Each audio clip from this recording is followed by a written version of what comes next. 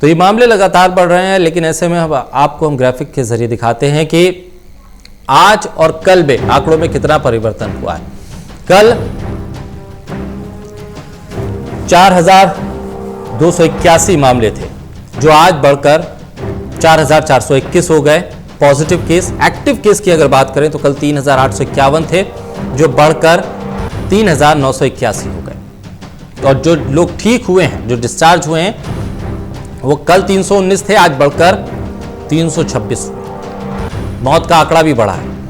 कल तक 111 मौत का आंकड़ा था जो आज बढ़कर 114 हो गया।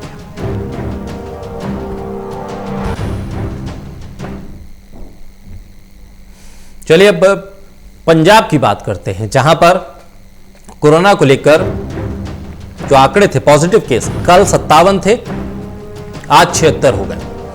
एक्टिव केस पंजाब में कल 51 थे जो आज 65 हो गए। वहीं जो ठीक हुए मरीज थे वो कल 1 मरीज ठीक हुआ था, आज 4 तक वो आंकड़ा पहुंच गया। मौत का आंकड़ा बढ़ा है। कल 5 लोगों की मौत हुई थी, अब यह आंकड़ा बढ़कर 6 पहुंच गया। तो वहीं राजस्थान की अगर बात करें तो पॉजिटिव केस कल तक 274 थे जो बढ़कर 288 आज हो गए। कल तक एक्टिव केस 253 थे जो आज 264 पहुंच गए। ठीक हुए जो मरीज थे वो आंकड़ा बराबर है, कल 21 था तो आज भी आंकड़ा 21 पर ही है। मौत के आंकड़े में बढ़ोतरी हुई है, कल तक कोई मौत नहीं थी लेकिन आज 3 मौत दर्ज हो गई। बात उत्तराखंड की करें तो पॉजिटिव केस में बढ़ोतरी हुई है, कल 26 केस थे, आज 31 पॉजिटिव केस हैं। एक्टिव केस अगर बात करें तो कल 21 थे जो आज बढ़कर 26 तक पहुंच गए। उत्तराखंड में ठीक हुए मरीजों की संख्या की बात करें तो कल तक आंकड़ा 4 पर था जो आज बढ़कर 5 हो गया है।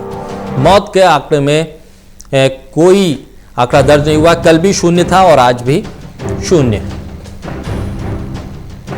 दक्षिण में बात करें तो तमिलनाडु के यहां कल तक 571 पॉजिटिव केस थे जो बढ़कर 621 पहुंच गए। एक्टिव केस जो कल तक 558 थे जो आज बढ़कर 608 हो गए। तो वहीं ठीक हुए मरीज अगर कल 8 थे तो आज भी आंकड़ा 8 पर ही है। तो उसी तरह से मौत का जो आंकड़ा है वो भी कल की ही तरह 5 पर ही रुका हुआ है। चलिए बात तेलंगाना की करें तो तेलंगाना में पॉजिटिव केस कल 269 थे, आज 321 हो गए। एक्टिव केस कल 230 थे, आज बढ़कर 280 हो गए। तो वहीं जो मरीज ठीक हुए वो आंकड़ा बढ़ा है, कल 32 मरीज ठीक हुए थे, आज वो आंकड़ा बढ़कर 34 हो गया है, लेकिन मौत का आंकड़ा 7 पर रुका हुआ है। चलिए अब बात केरल की, जहां पर पॉजिटिव केस कल 314 थे जो बढ़कर आज 327 हुए हैं। एक्टिव केस 257 से बढ़कर 267 पहुंच गए। ठीक जो मरीज हुए हैं वो कल तक आंकड़ा 55 का था जो आज बढ़कर 58 हो गया है। मौत का आंकड़ा 2 पर ही रुका हुआ है। पश्चिमी बंगाल की बात अगर करें तो पॉजिटिव केस कल तक 80 थे जो अब 91 हो गए। एक्टिव केस 67 थे जो 75 पहुंच गए। मरीज जो ठीक हुए वो आंकड़ा बढ़ा है, कल तक 10 मरीज ठीक थे, आज वो आंकड़ा 13 तक पहुंच गया है। मौत का आंकड़ा 3 पर रुका हुआ है। तो देश भर में कोरोना के मामले लगातार बढ़ते जा रहे हैं। अब हम आपको ग्राफिक्स के जरिए समझाते हैं कि देश में कितने प्रतिशत, कितनी उम्र के लोग प्रभावित हुए हैं। अगर बात करें 40 साल से कम उम्र के लोग, 47% ये लोग प्रभावित हुए।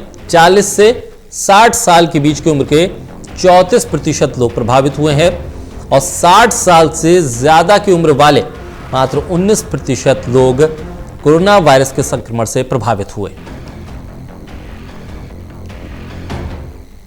तो वहीं देश भर में कोरोना के मामले जिस तरह से बढ़े हैं, उसमें अब ग्राफिक्स के जरिए हम आपको यह समझाते हैं कि कितने प्रतिशत पुरुष कोरोना के संक्रमण से प्रभावित हुए हैं और कितनी प्रतिशत महिलाएं इस संक्रमण से प्रभावित हुई हैं।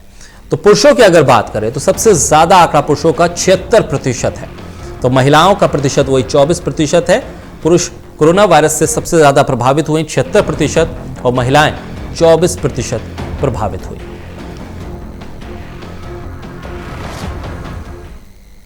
तो वहीं देश में कोरोना के कारण मौत का आंकड़ा भी लगातार बढ़ा है। अब आपको ग्राफिक्स के जरिए हम समझाते हैं कि किस उम्र के लोगों की कोरोना के संक्रमण के चलते सबसे ज्यादा मौतें हुई हैं, क्योंकि उम्र को लेकर भी कोरोना वायरस का संक्रमण लगातार हम देख रहे हैं कि अलग अलग आयु वर्ग में अलग अलग तरीके से देखने को मिल रहा है। और अब ग्राफिक्स के जरिए हम आपको ये बताते हैं कि किस तरह से 60 साल से ज्यादा आयु वर्ग के जो लोग हैं उनमें मौत का प्रतिशत सबसे ज्यादा 63% है। 40 से 60 साल की आयु वर्ग के लोगों में कोरोना वायरस के संक्रमण से हुई मौत का आंकड़ा 30% है, तो वहीं 40 साल से कम आयु वर्ग के लोगों में यह आंकड़ा मात्र 7% पर ही रुका हुआ है।